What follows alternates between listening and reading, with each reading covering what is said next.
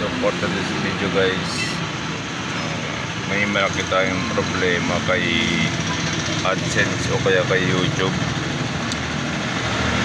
na ano siya guys, mga kalabo, reuse content siya. So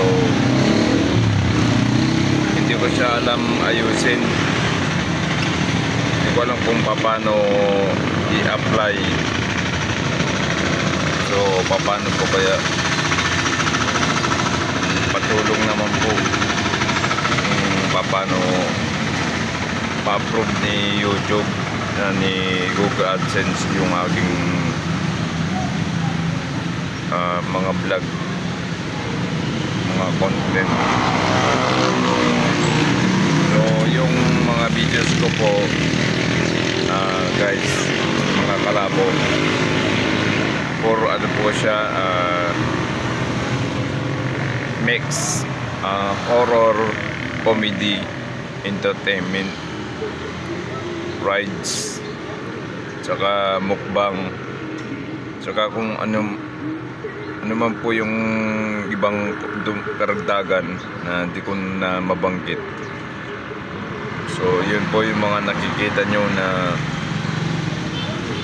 mga content ko. So yun po siya. So sana maintindihan nyo na lang po guys, mga kalabo. So sana maayos na po at ma-approve na at magkasahod na rin ako kay AdSense, kay YouTube.